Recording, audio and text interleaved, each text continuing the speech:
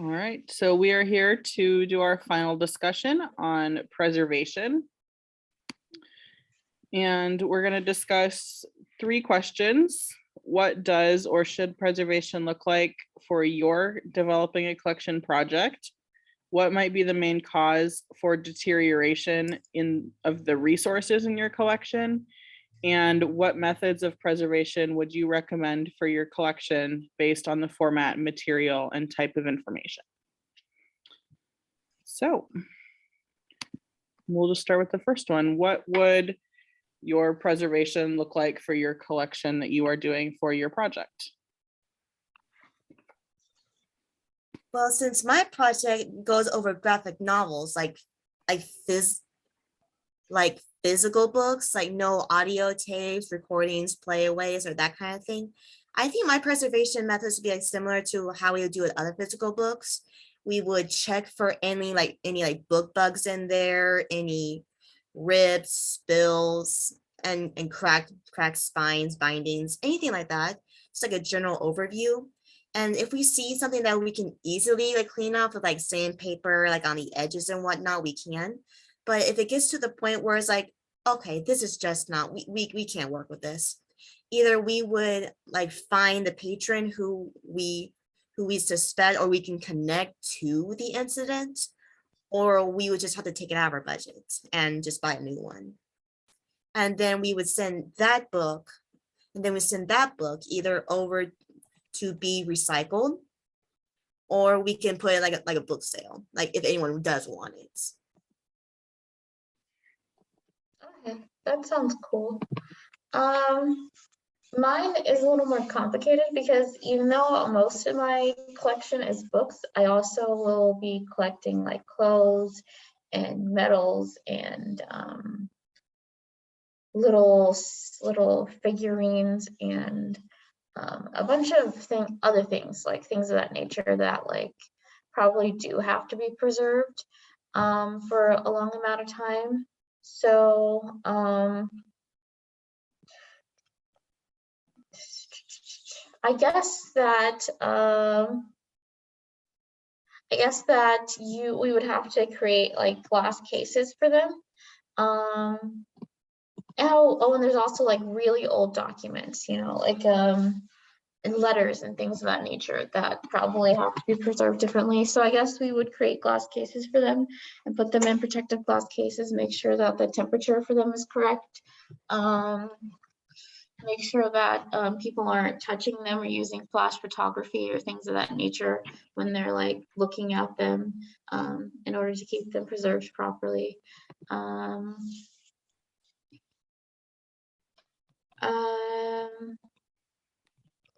I think that they would have to, the books of course would be the same. You'd have to just make sure that they're like dusted and there's not like bookworms or anything like on them or anything like that. Make sure that they're being kept in proper condition, that they're not like deteriorating or anything. And yeah, the only thing that would be different would be the clothing and the medals and the figurines and things of that nature. You would just have to put them in a glass case, I think, and make sure that they're properly taken care of, the temperature is correct and everything like that. So yeah.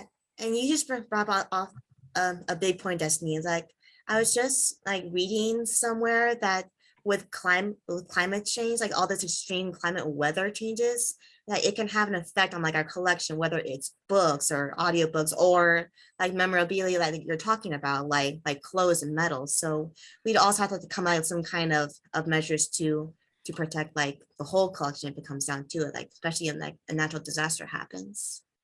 Yeah. I can't imagine if I'm so glad that we live in Kansas, because then we'd have to deal with like if we're like in Florida or California, like hurricanes and like things that could seriously damage your collection, whereas like tornadoes can damage your collection. Like if a tornado was really bad and it ripped through your library, everything is destroyed. I don't really know how you'd save it, but I think it'd be extremely difficult to deal with a hurricane and like everything getting destroyed by water and stuff like that. So yeah, we're a little bit lucky in that nature. Yeah, Yeah, the most I can think of is that if we do have like damaged or missing items in our collection due to a tornado, I mean, there's always like that the data, the data, the library data system that has like a log of all of our books and items that we would need. So it would hurt our budget, but we're hurting anyway. So we would just probably have to buy new materials in that instance. Yeah. Like after everything else has been taken care of. Hopefully we'd have some kind of insurance or something for that as well, because, you know, if a natural disaster happens, we should have like an amount of money given to us so we can replace the items that were, you know, damaged or that are no longer usable for the library. You So know that how, yeah, like how people who live in apartments or other places, or even in just a home, have like home insurance. So Yeah. Yeah, I feel like this is more about like your objects getting used or subjected to different light or humidity or whatever. Because I know, Destiny, like you said, you have a lot of really delicate things like newspaper clippings and photographs and those little figurines, and like all that stuff is so cool, but you wouldn't want anybody to handle it Yeah. because it would, you know, get oils all over it, or you know, Yeah. get It's in a torn or museum. broken. Stuff that like you can't be replaced. Yeah. Yeah, exactly. Hmm. It's kind of almost like a museum, you know, you just Yeah. you look at this stuff and you don't touch it, you don't take pictures of it, you just remember it in your mind as you're learning about it. Extra care. Your brain makes the pictures. Yeah, exactly. Hmm. Yeah, mine is similar to Janelle's. It's just only books. So it would be just making sure the binding was okay and checking for paper mites and, you know, torn edges, corner damage, wet, you know, spills or whatever, sticky stuff. Because mine's for an elementary school library. So a lot of what happens is like dogs chew on the corners of it when the kids take them home, you know, or they got their breakfast on it while they were reading it, or, you know, Yeah. bend the corner pages or rip the pages or whatever, draw on it. Yep. So it would just be mostly keeping it looking nice with book tape and glue, or if it gets too far gone, then just recycling it and getting a new one. Yeah. That's interesting, you know, I've never thought about that until, you know, this preservation subject was brought up, but the way that books are treated, especially elementary schools, oh my God, they are they were it's so terrible. Like when I was little, I was horrible to books because I didn't really respect them a lot. And I bet there's a huge budget just for preservation in elementary school. Not yeah, just for preservation in elementary schools, not because like you need to preserve books, but because of how often you probably need to replace them because of when they get damaged. Yeah, I bet. Yeah. All right, the second question is what might be, and we kind of talked about this a little, but what would be the main causes of deterioration for the resources in your collection? Okay. So why would they get deteriorated? I guess I'll go first this time. I think that for mine, the books would probably be due to people misusing them. I have a lot of research books that I want to use for academia. It'd probably be like students who were like eating or something while they were researching, or people who were careless with the book. They like just throwing it around and it got a little bit damaged. The bindings are a little messed up or something like that. Maybe even people who forget to return the books. I don't know if that is exactly part of preservation, but I know a lot of times, you know, people, when they are using a book for research or things, something like that, they don't remember to return it. Just even any general book in the library, they will forget to return it because they don't have time, and then the late fees starts to stack up, and people get kind of antsy or lazy about returning them, and they don't want to pay the late fees anymore, and eventually they just kind of keep the book. Yeah. Which honestly costs more than the fee itself. Anyway, sorry. With my collection, I think yeah, it just goes back to like that matter of respect towards books, because graphic novels aren't usually seen as real books. So as a result, some people might be careless with them. I mean, like it can depend on the age of the patron, to be fair, but also, I mean, kids can like be too rough with them. Dog animals can get to it. I've actually seen like some instances of like where a dog just like bit into a DVD case. I mean, you can imagine that with a book. And it's like, and even the pictures themselves. I mean, if a graphic novel, if a certain page was like left in like high temperatures in the heat for a certain amount of time, then the pages will fade. Like, and if you're not careful, it might get eventually to the point where you can't even read it. You can't even see like the characters, what's going on, which is kind of the point of graphic novels. So yeah, just like basic care, like just basic care and tendency needs for books that just sometimes are lacking. Yeah, yeah. It's really Yeah, sad. that'll be mine too. Just yeah, kids not taking care of the books or getting lost or pages ripped out. Yeah, mostly just the kids and whatever happens to those books when they're at home because they just don't have that respect like you guys were talking about with the books. Yeah, and like Destiny said, like some like if like it's like kids, teenagers, or adults are just eating while they're reading the graphic novels like on their breaks or whatnot, then they might be careless and get food or drinks on that. So, Mhm. Yeah, which again breaks my heart, but yeah, gotta learn that respect somehow Yep. or yeah, not. yeah. I think that, it's something that you learn to respect is the library. I think as you I think that's probably why the library started doing like late fees and things like that. I don't know if your library does late fees, but mine used to not do late fees at all or any fees unless you just never return the book. And then they're like, okay, please pay for the book because you kept it. Yeah. But they used to not do late fees at all. And it was really nice and I liked it because, even though I didn't respect the library books that much because I was like, oh, I don't have to return it until, well, I'll just return it eventually. Like, please return the book. They'd like send you letters and like, hey, can you please return the book? You saw the book. Somebody wants it. Can you please return the book? And so eventually I think once I got to middle school, maybe it was high school. I was a little bit older. They're like, okay, this is getting ridiculous. Like people are not returning our books. And so they have to start doing late fees. And at first they were like smaller fees, they weren't too bad, but they started to get steeper, as people weren't taking them as seriously still. And I think that once that I got the late fees in the mail, or like I think for once like the library was like, you'll be banned from using our library if you have a certain amount of like taking the books out of the library, at least if you have a certain amount of late fees, because we can't trust that you're going to bring our book back. And then I was like, okay, wait. I like taking books out of the library, so this is serious. I should be more respectful towards the books I use because I don't want to have to pay an exorbitant late fee, and I also want to be able to use the library like a normal person. So. Mhm. So that he had to keep upping the ante until it's like, Yeah. Mm. Sadly, it's something that I think has to be done, even though you don't want to, because you don't want to make people pay late fees or anything like that. It's not at some fun point.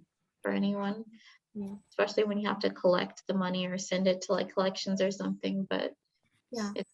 it's important if you want people to actually respect the library most of the time.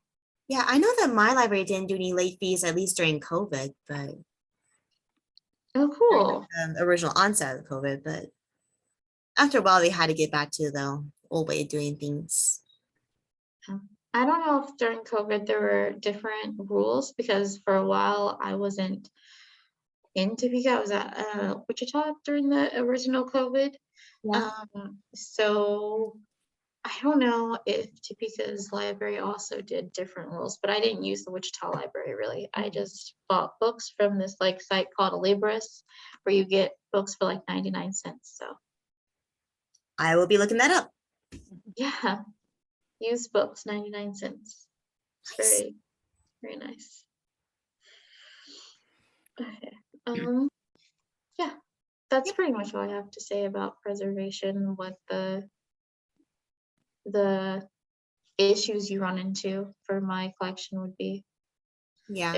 Yeah, it would be definitely difficult with the temperature and the oils and stuff. But I think that as long as you keep it protected and you make sure that there's the right amount of light and everything, it should be fine, should last a while. So Yeah, I feel like you would either need like extra staff to look after that, or at least like some like museum professionals to help you oversee that. yeah, that might be something that we need to put in the budget. Because you know, we have to learn about how to protect those materials. So we might need training or to hire somebody or something like that. So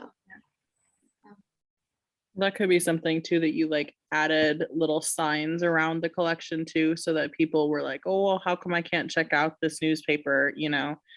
yeah, Because it's like, it's a library collection, but also yeah, your people collection want is to more use it delicate, so it wouldn't for be able to be research. checked out. Yeah, and it's a special museum event. So technically it's in the library, but this is a special collection from the museum. And you don't check things out from the museum unless you're like an architect or an archaeologist or whatnot who needs that. And even then that comes with special permission Yeah. and probably not even unsupervised. Yeah. I didn't know that archivists and whatnot could check out things from museums. That's interesting. I learned something new today. Might be something to look into. Be like Indiana Jones. Yeah, Snakes. that'd be so cool. And then the last question here is, what methods of preservation would you recommend for the collection based on the format and material and type of information agency? We kind of already circled this one too. Yeah. I mean, just basically care and respect for books. Like, and when we're just talking about books, like just basic care and respect to them. Don't leave them out in the heat. Make sure that they're not, that you don't have any animals around them. Make sure that, I mean, if they're not for kids, keep it out of a child's range. And if it is for a child, make sure that they learn to respect the book, to take care of it. You gotta start young. And when it's due, it's due. Just turn it in. Someone else, so a librarian can check its condition, see if it needs to be refreshed or like noted in the system as either needs to be repaired or whatnot, and just don't leave it out in the sun. Yeah, yeah. I think that there are lots of methods that we can use to make sure that these items are being protected. But I think that books, for one, you can just, if it's like an older book or something, you can just give the people instructions about how to take care of the book to make sure that it's well preserved. Like Janelle was saying, I think that it's important we're making sure that the items that we're lending out are taken care of and are like the people that have them understand the way to take care of them. I think that with my collection, even though a lot of it is books, I think that giving like the staff a list also as well for the memorabilia about how to take care of it and preserve it and make sure that it's in top condition would be really important.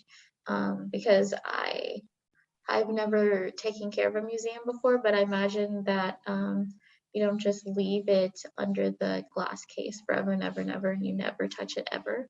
I imagine there are times when it needs to be touched, and so you'll lose gloves and other things of that nature in order to keep the items preserved. So Definitely, that's good thinking. yeah. Yeah, mine would just go ahead, Janelle. Yeah, I just about to say, like, at least for maintenance, in case like bugs or other stuff just kind of snuck in. That's all I'm just gonna say. Just basic maintenance. Mm-hmm. Well, yeah, because like even if they're in glass cases, like your little figurines will still get a little bit of dust on them, possibly, or have to be shifted, or the light has to be adjusted or something, or like the little sticky piece of tape that's holding the document down might need to be re-adhered or something like that. So Yeah, I agree. So, in those cases, it's important that we're taking good care of the of the items still, and we're not being careless and like, oh, it's fine, we're just gonna dust it off, it doesn't matter. Because, you know, the more and more you do that, the more things start to slowly deteriorate. And if this is really, these are items that you actually want to keep for years and years within the library, you know, and things that you want to take care of, you're going to have to make sure you take proper care of them, and that you're careful with them. Especially the documents, like the newspapers and stuff. Those things are fragile and easily deteriorate. So extra care. You can't exactly replace those easily. You might not be able to replace them all. Exactly. Exactly. Like a figurine, maybe we could replace it if it's not like a one of a kind sort of thing. But a newspaper is not, you're not going to find another one usually, or especially if it's a very old one. Yeah. So yeah. Let's see. Yeah, mine would just be, I mean, similar, same methods, just checking to make sure, you know, every time a book gets returned, checking to make sure it's looking okay, you know, flipping through all the pages. But yeah, they're just books. So regular preservation steps, I think.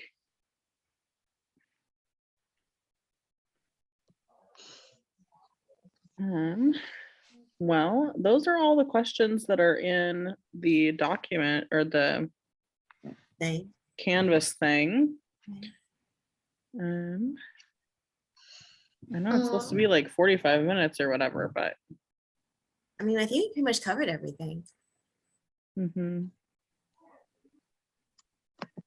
I think that there's also stuff that we can identify here. It says identify and define the characteristics of a preservation policy. Identify and define the characteristics of a disaster plan. Differentiate between a preservation policy and a preservation plan. Use the characteristics to assess the value of a preservation and disaster plan. For each characteristic, explain why it might be difficult. We could go over these things as well, you know, if we need to make more time. Yeah, I think the difference between a preservation policy and a preservation plan is the policy is something that, you know, librarians can look at, fall back on, like just in case, like when in doubt. It's like a thought, an idea, a guideline that we can take in.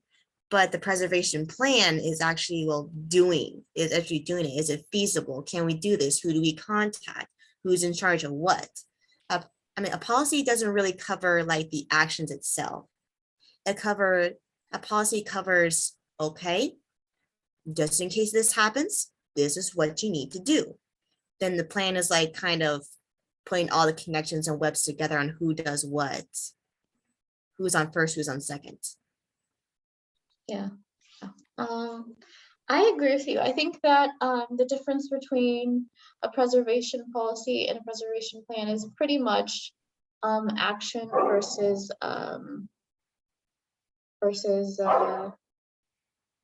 like guidelines, basically. So I think that the preservation policy, like you said, is more like guidelines. Like, okay, so here is how we are treating our preservation. This is how we're dealing with preservation. This is like a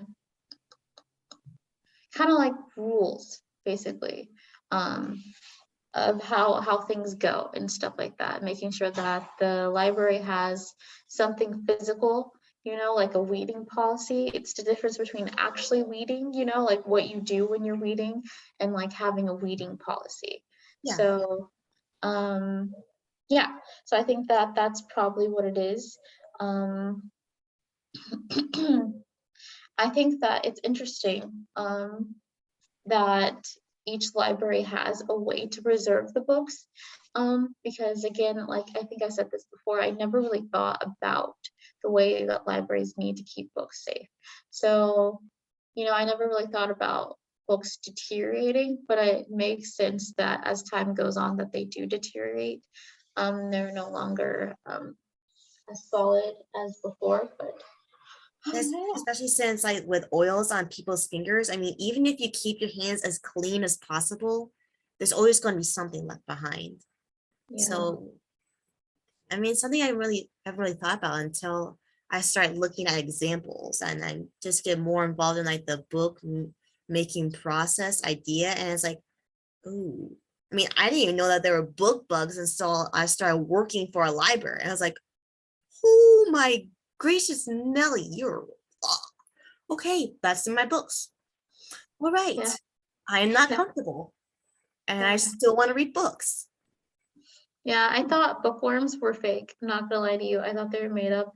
But I thought the same thing about bed bugs. Like, you know how like don't sleep tight and don't let the bed bugs bite. I thought it was like a cute little Oh, you're saying, cute little funny. thing. Yeah, I was like, oh, okay, Wow. whatever. That made That's me feel not really real. excited. But apparently it's a very real thing. So it's interesting. I should look it up. You know, how do you get bookworms anyways? What happens? Does any of you know how you get bookworms in a book? It's I like I don't don't know. it's like I don't want to know, but at the same time I do, just so that I can try to prevent it. Oh wow. But we're all adults here. It will be Yeah. fun. Okay. It looks like they're just attracted to books because it's their food source. Okay, So- so basically they're a librarian's worst nightmare. Yeah. Well, and Yeah. then there's paper mites too Oh, that are book bugs. So there's like there's the bookworms and then book bugs. and I used to think being called a bookworm was cute. Then it's not. Yeah, it's not because they're a real thing. You know, it's kind of a literal thing now when people are like, "Oh, you eat books. You're a bookworm." Bookworms actually eat books. That's a thing. Huh. Interesting. You know, I Um, have to use that next time. yeah. Yeah, it's cool. I think that this class has taught me a lot more than I thought it would about like libraries and like things that go into running a library. I know this is kind of off topic, but it just reminds me of how last time we started talking about people with disabilities and like how we can help them in running a library. Like that really opened my eyes to like how how how much we don't think about like what we need when we're running a library and like how the library will run its policies and how it will affect everyone and things of that nature. Yeah, So- seriously, like prior to all of these classes itself, I mean, the very thought of weeding or taking books out of a library because of whatever reason, it broke my heart. I'm like, no, I can Yeah. never do this. But now I'm like, Exactly. oh, okay, I get it. Some books might be given a new home through a book sale. Some have to be recycled, but we can always get new books at the same book, just in better condition, because that's what people like. And I was like, okay. Yeah, I felt the same way about reading. I was like, I don't want to get rid of the book. Like, I love books. We need to keep all of the books. I mean, I thought about myself. I had past tense. I actually had a huge collection of books, and I didn't get rid of like any of my books, even if they were like school books that I was never gonna read again and weren't important. I would keep them because I wanted to like collect a library for my home in the future. You know, when I was older, I just wanted to have a bunch of books, like a room filled with shelves and books. And I was just like, some people would come to the room, That's I my would come dream. to the room and just get like a book, or they'd get a book and be like, oh, hey, I want to read this right now. I've never read this. And it was going to be really great. I actually lost that collection, preservation issues, because I was not properly preserving the books. I put them in a storage, but I didn't take into account that the storage that I was putting them in had dogs like where the storage was. Right. So when I came back to it, all of my books, like every single one of them, was ripped apart. It's very heartbreaking. Yeah. It's like a matter of protecting your books. The fact that we just don't have enough space, we don't read them anymore.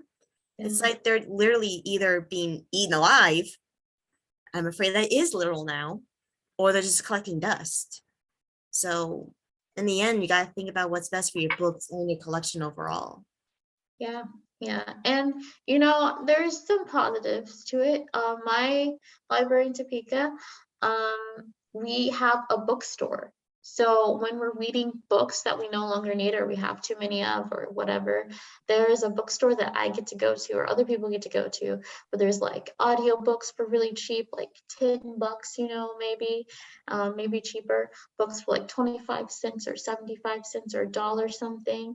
And they're like hardback books too, some of them for like $1. And it's really a steal, you know, because the library gets to make some money off of a book that they no longer need that was like in the budget, and now they're getting a profit from it.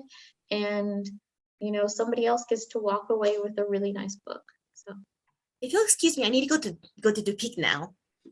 yeah. But It's anyway, a pretty yeah, I nice mean, library. I don't go there very often, but the few times that I have been there to like check out books, I'm more of an audiobook reader, which I know is kind of weird because like library school, but I don't know. I just listen better to audiobooks.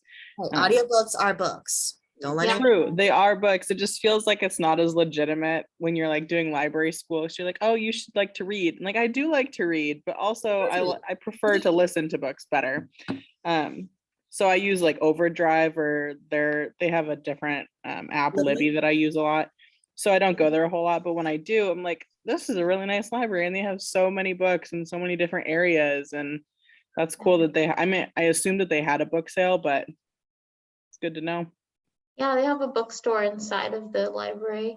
They also do book sales and bookmobile and stuff, but the bookstore is the main place that they do book sales. It's like every day, every week. So I really love our library. And I think I said this in the last, I say this a lot because I love the library, but we won like best library of the world, you know, of America, not the world, America. Either way. A few years back, and it was really good for us because I think they got an even bigger budget or whatever. And it's a really nice library. They even have like a little cafe in there, so like people can come and like eat food and enjoy their time at the library. They can have a full day of it. So Hopefully not get the books dirty. yeah, don't eat on the books. That would be good. Yeah. So Bridget, how much time do we have left in the meeting thing? About 25 minutes. Well, for an hour, it was about 25 minutes. So, you know, 10 to 25, however long you guys feel like chatting. Yeah, I'm just saying that my parents are waiting to have dinner with me. So, I mean, like how long are we? Maybe it's long enough. I think we're probably fine. Okay, so anyway, this was an awesome talk, guys. And if I ever go to Topeka, I know where I'm heading first. And there you go. Yeah. Yeah. Okay. All right. Good talk. All right. See you guys on our weekend classes next weekend or this weekend. Yeah. Okay. Yeah. See you later. Bye. See you on the flip side.